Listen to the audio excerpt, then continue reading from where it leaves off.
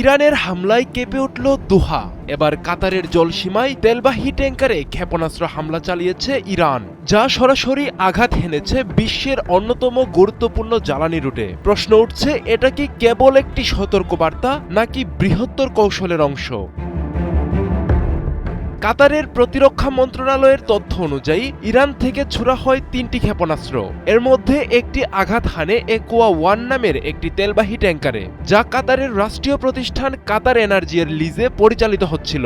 ঘটনাটি ঘটে রাস লাফান শিল্পাঞ্চলের প্রায় ৩১ কিলোমিটার উত্তরে, যা বিশ্বের অন্যতম গুরুত্বপূর্ণ এলএনজি রপ্তানি কেন্দ্র। ফলে এই হামলা শুধু একটি জাহাজে আঘাত নয়, বরং বৈশ্বিক জ্বালানি নিরাপত্তার দিক থেকেও তাৎপর্যপূর্ণ। জাহাজটির বাম পাশে পানির উপরের অংশে আঘাত করে ইরানের ক্ষেপণাস্ত্র। এতে জাহাজের কাঠামোগত ক্ষতি হলেও বড় ধরনের বিস্ফোরণ বা অগ্নিকাণ্ড হয়নি। কাতার এনার্জি বলছে তেল ছড়িয়ে পড়া বা বড় ধরনের দূষণ হয়নি। বিশ্লেষকরা বলছেন এমনভাবে আঘাত করা হয়েছে যাতে বড় ক্ষতি না হয়, কিন্তু শক্তি প্রদর্শন স্পষ্ট থাকে। বিশেষ করে যখন এই অঞ্চল দিয়ে বিশ্বের বড় একটি অংশের জ্বালানি সরবরাহ হয়, তখন এই ধরনের হামলা সরাসরি বৈশ্বিক বাজারে চাপ সৃষ্টি করতে পারে।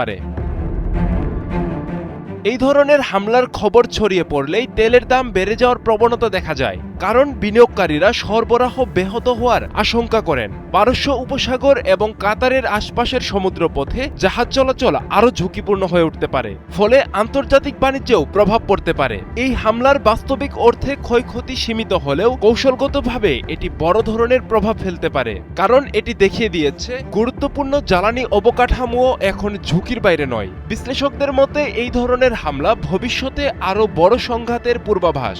আবার কেউ বলছেন এটি নিয়ন্ত্রিত উত্তেজনা বজায় রাখার একটি কৌশল, যাতে পূর্ণাঙ্গ যুদ্ধ এড়ানো যায়। কাতারের উপকূলে এই হামলা হয়তো বড় ধরনের ধ্বংস ডেকে আনেনি, কিন্তু এটি পরিষ্কার করে দিয়েছে মধ্যপ্রাচ্যের উত্তেজনা এখন আর কোনো নির্দিষ্ট দেশের মধ্যে সীমাবদ্ধ নেই। একটি ক্ষেপণাস্ত্র আঘাত, একটি ট্যাঙ্কার, কিন্তু এর প্রতিধ্বনি পৌঁছে যাচ্ছে বৈশ্বিক জ্বালানি বাজার থেকে আন্তর্জাতিক কূটনীতির মঞ্চে। কাতারের জলসীমায় এই আঘাতে যেন পুরো বিশ্বকে মনে করিয়ে দিল মধ্যপ্রাচ্যের উত্তেজনা এখন আর সীমাবদ্ধ নয় সীমান্তে, বরং ছড়িয়ে পড়ছে বৈশ্বিক অর্থনীতি আর নিরাপত্তার প্রতিটি স্তরে। আব্দুল্লাহ আল মারুফ, ৭১।